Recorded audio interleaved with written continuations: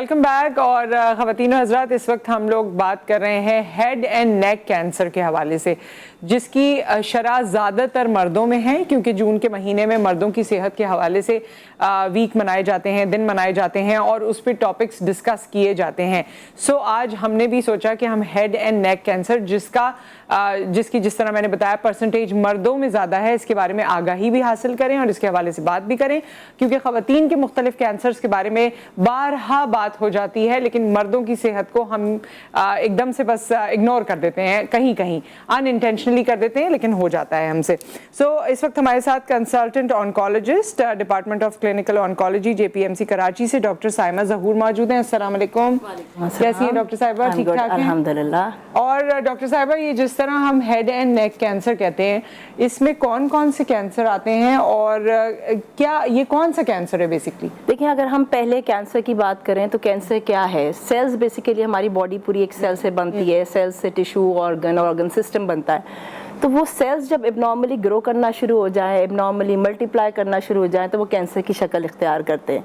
फिर हम head and neck cancer के हवाले से बात करें तो हमारे चेहरे पे जो ऑफ कोर्स हम नेज़ल कैविटी अगर हम लें और नेक का पूरा पार्ट ले लें, तो हम नेज़ल कैविटी थ्रू थ्रोट जितना भी हमारा पार्ट है वो सब हेड एंड नेक कैंसर में आता है। जैसे हम नेज़ल कैविटी के बैक साइड पे हमारे पास नेज़ोफेरिंक्स है। फिर हम ओरल कैविटी की बात करें, लिप्स के कैंसर, फिर बक्कल म्यूकोसा जिसे हम आम ज़बान में जो है गाल कहते हैं, चीक कहते हैं, उसके कैंसर, ज़बान के कैंसर, तालू के कैंसर। फिर पीछे की तरफ जाएं तो टॉन्सिल्स बड़ा कॉमन, ऑफ कोर्स हमारे यहाँ के लोगों को सब पता है, वो टॉन्सिलाइटिस वगैरह जो जिस पे होता है उसके कैंसर्स। फिर जब हम नीचे नेक पे आते हैं तो दो मेन स्ट्रक्चर्स हैं। एक है हमारा फेरिंक्स, जिससे खाना निगलने का कहते हैं, समझे, वो नाली होती है, ग़िज़ा की नाली होती है, उसके कैंसर्स। और उसके बाद नीचे आता है लेरेंजियल कैंसर, जो वॉइस बॉक्स होता है हमारा, जहाँ से आवाज़ आती है।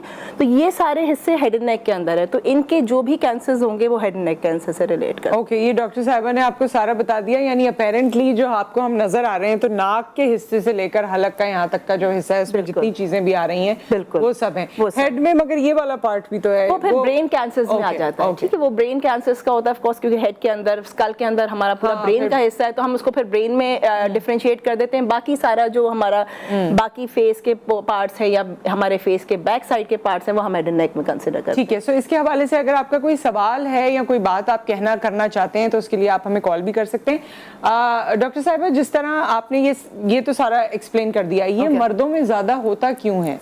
पूरी दुनिया की बात करें इस वक्त तो कैंसर बहुत तेज़ी से फैल रहा है ग्लोबली, ओवरऑल हर जगह। फिर हम पाकिस्तान की बात करें तो पिछले 6-8 साल में पाकिस्तान में भी कैंसर की शरह में बहुत ज़्यादा इजाफा हुआ है। और जो सबसे ज़्यादा हमें इंसिडेंस रेट मिला है वो दो मेन कैंसर्स हैं, हेड एंड नेक कैंसर मर्दों में, और ख़वातीन में ऑफ कोर्स ब्रेस्ट कैंसर है। अब वो कैंसर भी तो प्रोस्टेट कैंसर, लेकिन नंबर 1 बताऊं कि जो मोस्ट कॉमन कैंसर है उससे भी ज़्यादा मर्दों में बिल्कुल, स्पेशली एशियन कंट्रीज में। अगर हम ओवरऑल बात करें, पूरी दुनिया की बात करें, तो कहीं ना कहीं head and neck cancer western world में है, लेकिन इतना कॉमन नहीं है। उसका रीज़न ये है कि वहाँ जो कॉज है, रीज़न है, वो है viral.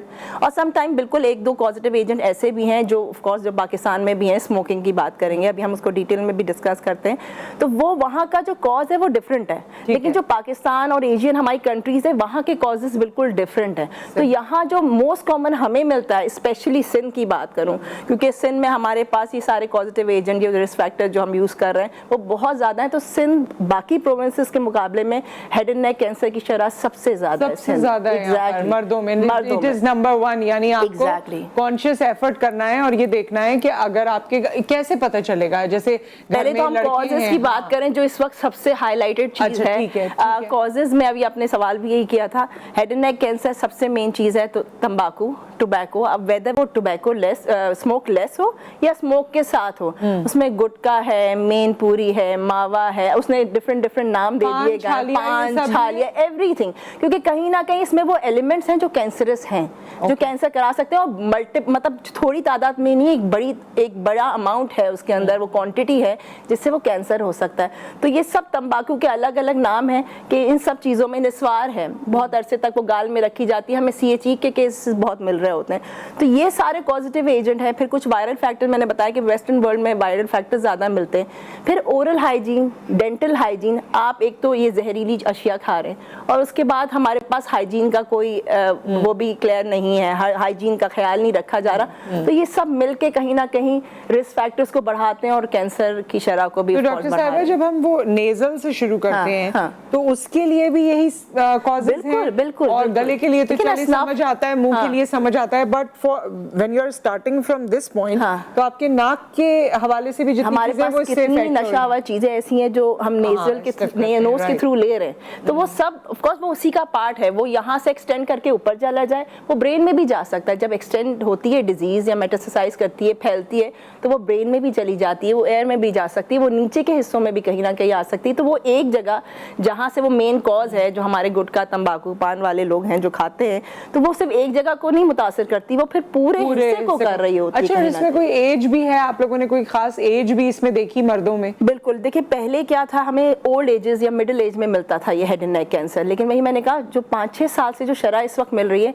Young edges, 18 years 20 years, क्योंकि हमारे यहाँ छोटे छोटे बच्चे अब स्मोकिंग, गुटखा, छालिया, वो थोड़ी देर की राहत, थोड़ा देर का जो प्लेजर होता है वो ले रहे होते हैं। और लेकिन ये कि वो लिटरली मैंने 23, 24, 25 ऐसे एजेस में देखा, और बहुत दुख होता है, बहुत तकलीफ होती है कि पेरेंट्स लेके आ रहे होते हैं उन बच्चों को, और वो बड़े एडवांस स्टेजेस के होते हैं, क्योंकि देखिए जो यंग एज का कैंसर है ना वो बड़ा अग्रेसिव होता है। अच्छा, जैसे एजिंग में तेजी से फैलता है। वजह क्या होती है कि ग्रोइंग एज है, तो जैसे हमारे सेल्स ग्रो कर रहे होते हैं बड़े होने के लिए, वैसे ही कैंसर के सेल भी तेजी से ग्रो करते हैं। ओल्ड एज में फिर भी थोड़ा स्लो प्रोसेस होता है क्योंकि एजिंग होती है ऑफ कोर्स, लेकिन यंग एज में ऑफ कोर्स बहुत अग्रेसिव। लेकिन ये बड़ी ही दुख की बात है कि इतनी कम उम्र में अगर आपको ये हो जाए, और फिर उसके बाद अच्छा डॉक्टर साहब चलें, अगर ये हो गया है 18 साल एंड अबव को या किसी भी एज ग्रुप को, तो ये ट्रीटेबल है?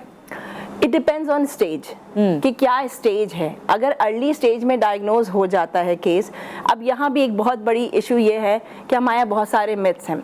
सबसे पहले एक अल्सर हुआ, छाला हुआ, जैसे हम मुंह की बात करें, सिम्टम्स की भी बात करें, जब हमें मुंह में छाले नज़र आ रहे होते हैं और वो नॉन हीलिंग होते हैं, वो सही नहीं हो रहे हैं, लॉन्ग टर्म चल रहे हैं, 2-3 हफ्ते 4 हफ्ते, और फिर क्या हुआ, वो आहिस्ता आहिस्ता आहिस्ता ग्रो करना शुरू हो गए, बड़े होते चले गए। अब जैसे जैसे बड़े हो रहे हैं तो पेनफुल हो रहे हैं, उसके तब तक तो हमारे यहाँ क्या चलता है, घरेलू टोटके चलते हैं, हम कंसर्न डॉक्टर को नहीं दिखाते जब तक कि वो इतना पेनफुल ना हो जाए कि हमें मजबूरन जाना पड़े किसी के पास।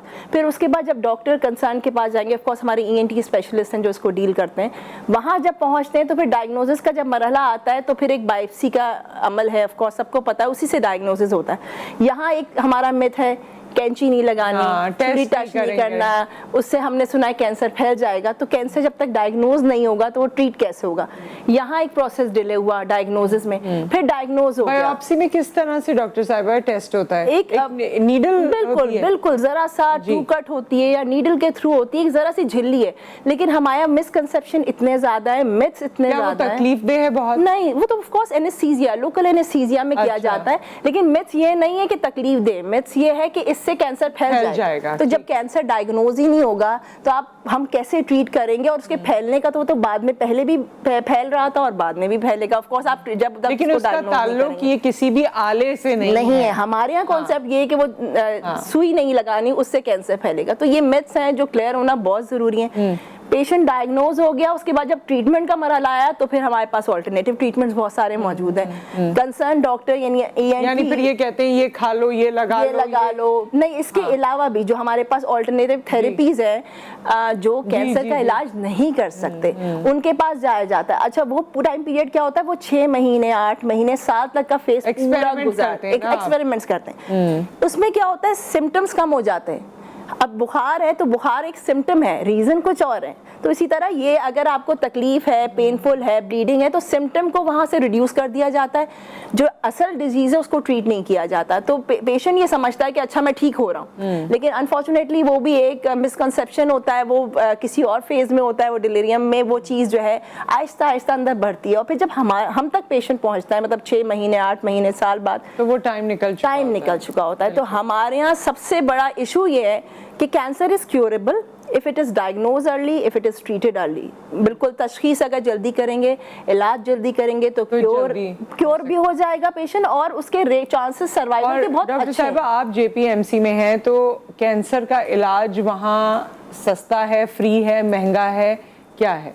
अच्छा, JPMC में कैंसर का इलाज डिपेंड करता है। देखिए, हम इस वक्त कराची एक ऐसा शहर है, एक बड़ा शहर कहा जाता है पूरे पाकिस्तान का, तो हमें जो बजट मिलता है ऑफ कोर्स वो सिंध के हवाले से या कराची के हवाले से मिलता है, लेकिन हम पूरा पाकिस्तान ट्रीट कर रहे हैं। पूरे पाकिस्तान से पेशेंट आता है, नियर बाय कंट्री से पेशेंट आता है और हम उनको डील करते हैं।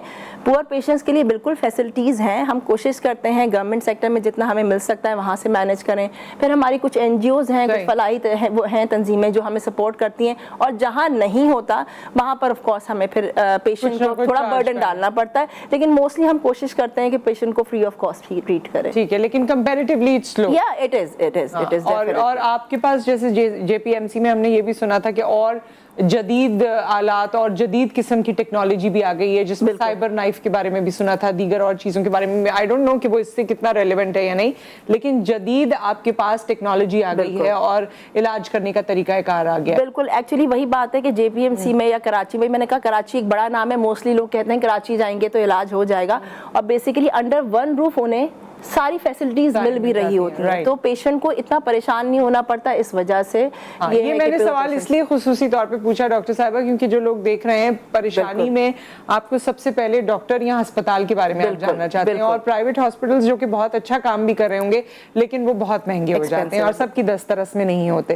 तो खुदा ना खास्ता ऐसा कोई मसला है तो आप जा सकते हैं, और गवर्नमेंट हॉस्पिटल्स जो हमारे पास मौजूद हैं उनको एक्सप्लोर कर सकते हैं, वहाँ भी डॉक्टर्स मौजूद हैं डॉक्टर साहिबा की तरह, जो आपको गाइड कर सकते हैं। डॉक्टर साहिबा, एक तो आपने ये बताया कि जी मुंह में छाला हो गया, मैंने और देखा है कि लोग क्योंकि मुंह बंद रखते हैं, पान छालिया और ये सब करके, मुंह खुलता नहीं है उनका। बिल्कुल, ये भी साइन है कि उनके साथ कुछ गलत हो रहा है। अच्छा, हम सिम्टम्स ओवरऑल बात करें, नेजल कैविटी से बात करें, तो उसमें ये है कि ऑफ कोर्स साइनसेस ब्लॉक हो रहे होते हैं, फिर थोड़ा सा लेटर स्टेज में ब्लीडिंग की टेंडेंसी आती है। नेजल कैविटी की बात करें, ओरल की बात करें तो ओरल में मैंने आपसे कहा कि सबसे पहले जो प्री मैलिग्नेंट कंडीशन कहते हैं, यानी प्री कैंसरस, कैंसर से पहले ही हमें एक चीज पता चलना शुरू हो जाती है, वो ऑफ कोर्स ये तंबाकू गुटके की ही वजह से, जिसे हम फाइब्रोसिस कहते हैं। मुंह छोटा होना शुरू हो जाता है और सुकड़ना शुरू हो जाता है। खोलते हैं ना आप मुंह, ये नहीं खुल पाता, पूरा मुंह नहीं खुल पाता, तो बहुत छोटा हो जाता है। और बड़े यंग लड़कों में ये चीज मैंने देखी है कि अभी कैंसर डेवलप नहीं हुआ, लेकिन पहला क्या उनमें साइन या सिम्टम आया, उनका मुंह नहीं खुल रहा पूरा, और क्या है, उससे बात करने का मसला,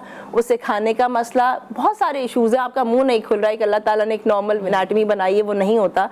फिर जो मुंह के अंदर की जो लेयर है, हम उसे एपिथेलियम, ये फाइब्रोसिस वाली स्टेज में अगर आप हैं तो ये कैंसर नहीं है, हो भी सकता है, दोनों चीजें, मतलब अगर कोई देख रहा है इस वक्त जो ये कहता है कि मेरा मुंह नहीं खुल रहा, तो उसे डॉक्टर के पास जाना चाहिए। बिल्कुल, और चेक कराना चाहिए, चेक कराना चाहिए। ये रिवर्स भी हो सकता है, ये मोस्टली रिवर्स नहीं होता, बहुत स्लाइटली चेंजेस आते हैं, ज्यादा चेंजेस नहीं आते, मतलब लाइफ टाइम लोगों के मुंह इसी तरह रहते हैं। हम एक्सरसाइजेस कुछ बताते हैं, इसीलिए कहते हैं जो अल्लाह ताला ने चीजें दी है उसका छेड़छाड़ नहीं, बिल्कुल कोई नेमल बदल नहीं है। बस उसके बाद ये कि मुंह की लेयर अंदर की जो है, अक्सर इस तरह के जो गुटखा पान तंबाकू खाने वाले, जो मुंह की अंदर की चीज होती है वो उसकी रंगत बदलना शुरू हो जाती है। ल्यूकोप्लेकिया कहते हैं, व्हाइट पैचेस पड़ना शुरू हो गए, डार्क पैचेस पड़ना शुरू हो गए, जबान के अंदर चेंजेस आना शुरू हो जाती हैं, जबान मोटी हो रही है, या उसके अंदर जो है व्हाइट पैचेस उसमें भी आना शुरू हो गए। अल्सर्स मैंने बताया, नॉन हीलिंग अल्सर्स, कि वो अल्सर्स जो हैं सही नहीं हो रहे हैं। हाँ, हमें छाले कॉमनली होते हैं, लेकिन ये होता है 2-4 दिन में वो खत्म हो जाते हैं।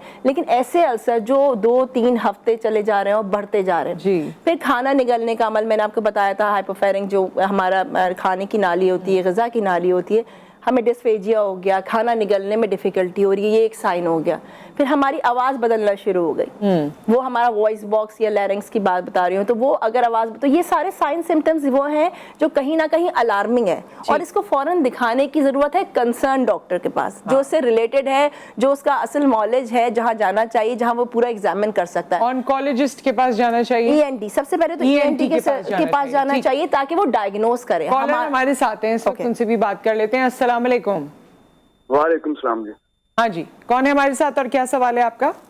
मैं इफ्तिखार लाहौर से बोल रहा हूँ। मेरी मिसेस के ना जुबान पे ना कॉल्सिनोमा हो गया था, उसका हमने ऑपरेट करवाया आज से 6-7 साल पहले जी, और ऑपरेट के बाद सर्जरी हुई है। सर्जरी के बाद सर में दर्द रहता है, पेन किलर खानी पड़ती है।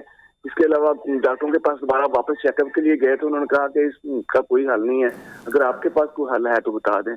जी इफ्तिखार साहब ऑन एयर बात कर लेते हैं, बहुत शुक्रिया आपकी कॉल का। जी अच्छा, ये केस है सीए टंग का, ऑपरेट हो गया था। देखिए सीए टंग बहुत थोड़ा सा अग्रेसिव ट्यूमर होता है क्योंकि उसकी सारी सप्लाई जारी होती है, उसकी ब्लड वेसल्स बड़ी उसकी वेस्कुलर सप्लाई बहुत ज़्यादा स्ट्रॉन्ग होती है। तो सर्जरी होती है और डिपेंड करता है वो कौन सी स्टेज थी, सर्जरी होती है। और अगर वो एडवांस स्टेज है तो उसके बाद कीमो रेडिएशन भी होती है। मुझे वो हिस्ट्री नहीं पता कि रेडिएशन कीमो हुई कि नहीं हुई। उसके बाद फॉलो अप्स होने बहुत ज़रूरी है हेड एंड नेक कैंसर में, क्योंकि हेड एंड नेक कैंसर अगर एडवांस है, यानी अगर 4 स्टेजेस हैं, स्टेज 1, 2, 3, 4, तो एक अर्ली स्टेज है, उसमें हम सर्जिकली अगर वो रिसेक्टेबल होता है तो हम सर्जरी से रिमूव कर देते हैं। अगर वो थोड़ा सा लोकली एडवांस होता है तो हमारे पास 3 मोडालिटीज़ हैं, जिसमें सर्जरी है, कीमो है और रेडिएशन है। तो हम जब एडवांस होता रहता है तो हम वो तीनों मोडालिटीज़ यूज़ करते हैं। तो डिपेंडिंग ऑन द स्टेज के क्या स्टेज है तो हम वो प्रोसेस करते हैं। उसके बाद फॉलो अप बहुत ज़रूरी है, क्योंकि ये बता रहे हैं हिस्ट्री 5 से 6 साल की है।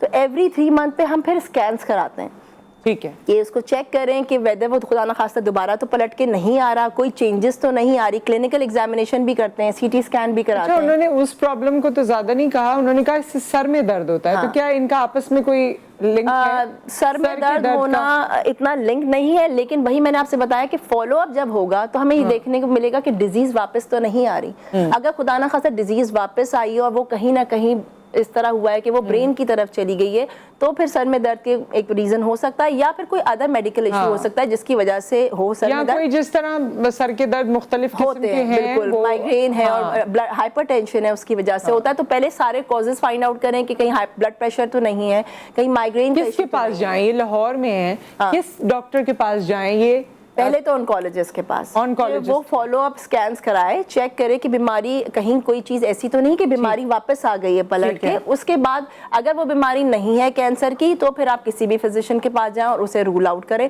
तो उससे पता चल जाएगा कि क्या वजह है सर में दर्द की। एक चीज़ और, जब ट्रीटमेंट होता है और हमारे बहुत सारे पेशेंट उससे घबरा के चले भी जाते हैं तो हमारा कहीं ना कहीं कुव्वत मुदाफ़ियत, इम्यून सिस्टम भी डाउन हो जाता है।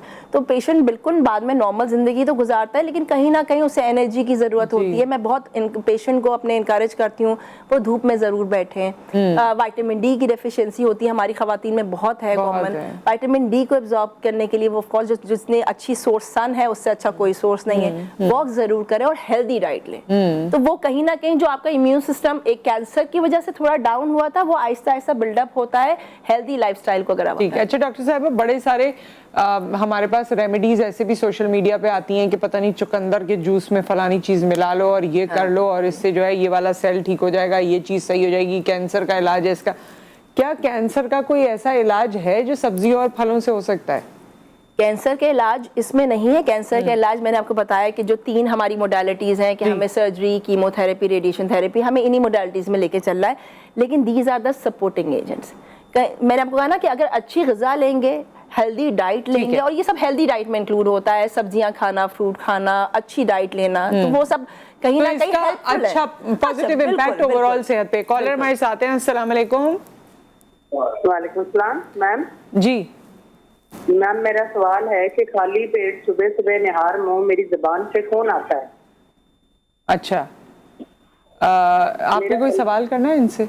ज़बान में खून आता है, लेकिन ज़बान पे कोई बदलाव है, कोई चेंजेस है, कोई उसकी रंगत की बदलाव आया है, या ज़बान मोटी हो गई है? सॉरी मैम, कभी कभी ज़बान जो है वो सूज जाती है, कभी कभी महसूस होता है जैसे सोजन हो गई है। तो आपका कुछ इस तरह कोई मामूल है, छालिया का, पान का, किसी चीज का इस्तेमाल करते हैं? नहीं मैम, मैंने कभी ऐसी कोई चीज नहीं खाई है। ठीक है, उसका बस आपको ऑन एयर जवाब देते हैं। Thank you so much. जी अच्छा, इसका जवाब यही है कि अगर खून आ रहा है तो ये भी एक एबनॉर्मल चीज़ है। मतलब कोई भी एबनॉर्मल हो तो हमें उसको कंसर्न डॉक्टर के पास जाके दिखाना है। बिल्कुल ENT के पास जाएं, एक बार पूरा मुआयना कराएं कि ब्लीडिंग की वजह क्या है। ब्लीडिंग होना भी कोई अच्छी बात नहीं है, क्योंकि ऑफ कोर्स ब्लीडिंग हो रहा है तो कहीं ना कोई अंदर एबनॉर्मलिटी है टंग जिसकी वजह से हो रहा है। अच्छा, कह रहे हैं ना कि स्वेलिंग भी हो जाती है, स्वेलिंग भी हो जाती है, तो कहीं ना कोई चीज़ है। लेकिन एक चीज़ और कि हमारे यहाँ डायग्नोज होने से पहले लोग डर जाते हैं कि बस अब ये कैंसर ही होगा, तो हर गुठली, हर सिम्टम कैंसर नहीं होता।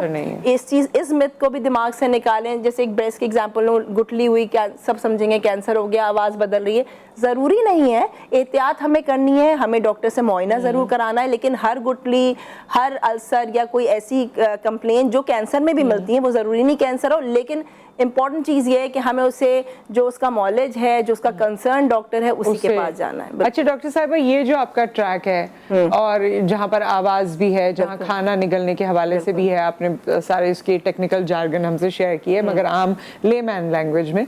सो इस ट्रैक पे कौन सी और चीज़ें हैं पान, छालिया, गुटके के अलावा जो असरअंदाज होती हैं and that might take you towards cancer?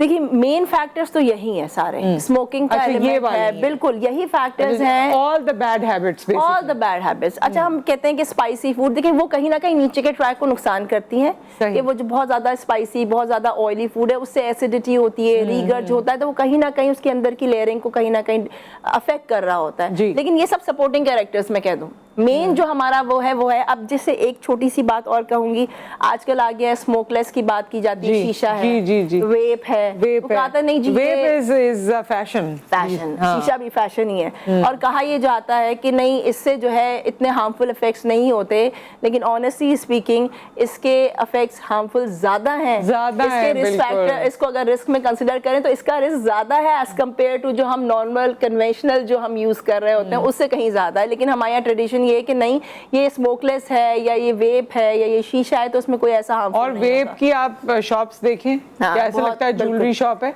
और वेप मिलता भी इतना महंगा है, मतलब बिल्कुल। अच्छा एक ये होता है कि हमने सिगरेट छोड़ी इसलिए वेप स्टार्ट कर वेप कर रहे हैं और उसमें फिर आपके पास मुख्तलिफ फ्लेवर्स भी हैं, वो खवातीन भी कर रही हैं, मर्द भी, लड़के लड़कियां भी कर रहे हैं, तो प्लीज इससे दूर रहें। फैशन करना है तो कोई तमीज का फैशन करें ना, ये कौन सा फैशन है? एक ब्रेक कर रहा है, उस पे कहां एक ब्रेक यहाँ पर आ गया, ब्रेक के बाद हम वापस आते हैं और कंटिन्यू करते हैं।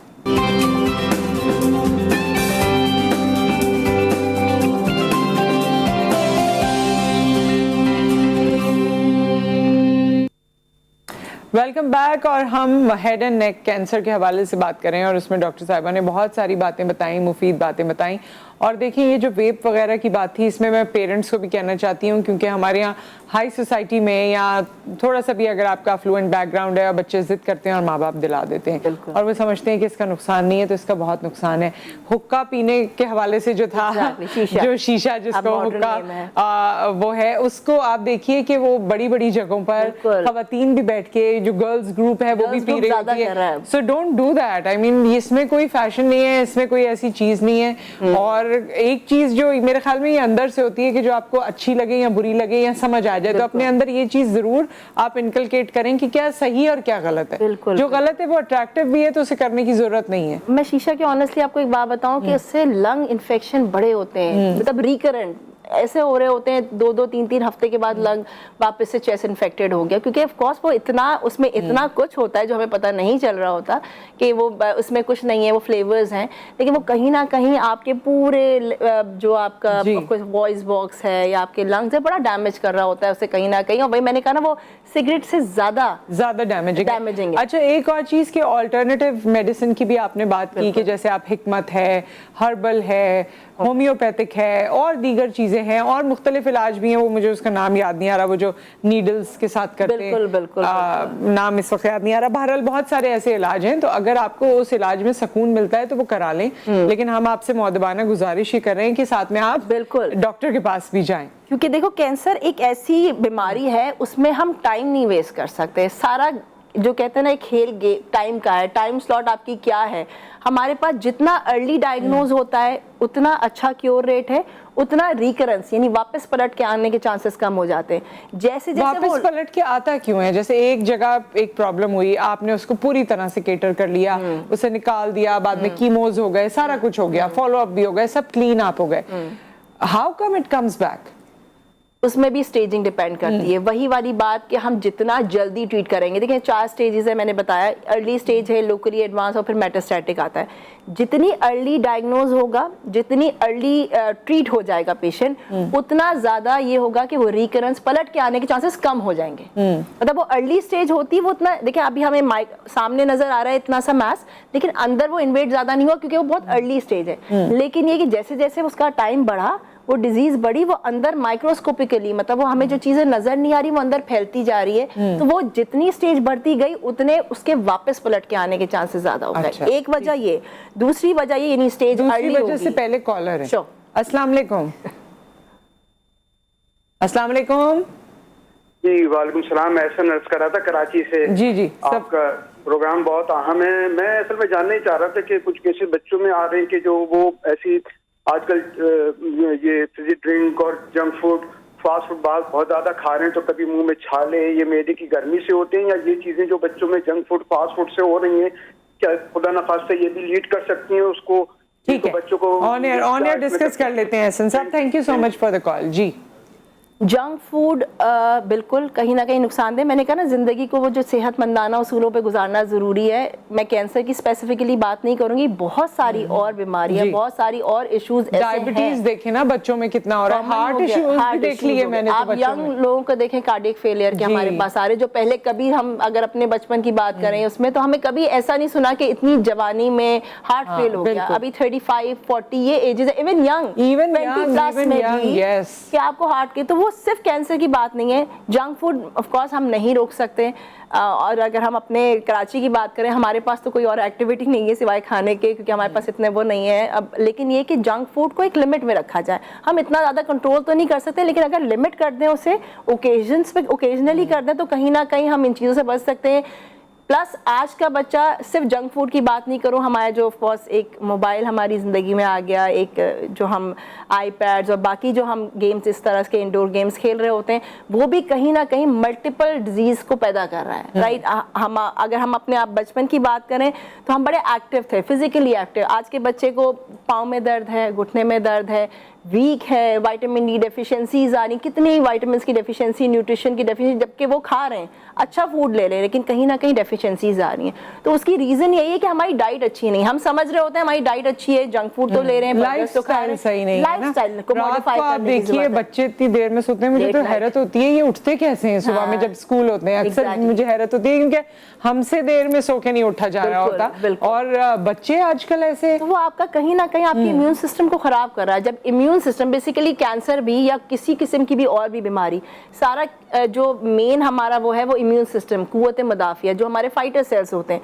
जब वो कहीं ना कहीं वीक हो जाते हैं तो कैंसर भी और बाकी बीमारियां भी डेवलप हो सकती हैं। और वो इम्यून सिस्टम क्यों वीक होता है? क्योंकि हम लाइफस्टाइल को बिल्कुल चेंज कर चुके हैं। जो रात सोने की थी उसमें जागा जा रहा है, जो जागने की थी उसमें सोया जा रहा है। और उसमें हिकमत थी ना अल्लाह ताला की तरफ से, नेचर में उसमें कुछ रखा है, तो तभी रात सोने के लिए बनाई है। बिल्कुल, लेकिन हमारे यहाँ पूरा सब कुछ डिफरेंट चल रहा है। फिर जंक फूड, लेट नाइट खाना, इस तरह हर घर में हो रहा है, हमारे घरों में भी इसी तरह। अच्छा, हमारे बुजुर्ग इसीलिए ज्यादा अरसे तक सेहतमंद थे और उनके प्रॉब्लम्स और उनका एज ब्रैकेट भी कहीं ज्यादा था। आज का एज ब्रैकेट देखें 60, 65, 70 के आगे जाता ही नहीं, क्योंकि इतनी, और इसके साथ बिल्कुल, और इसके इतनी मॉर्बिडिटीज है, इतनी ज्यादा अंडरलाइंग डिजीज है।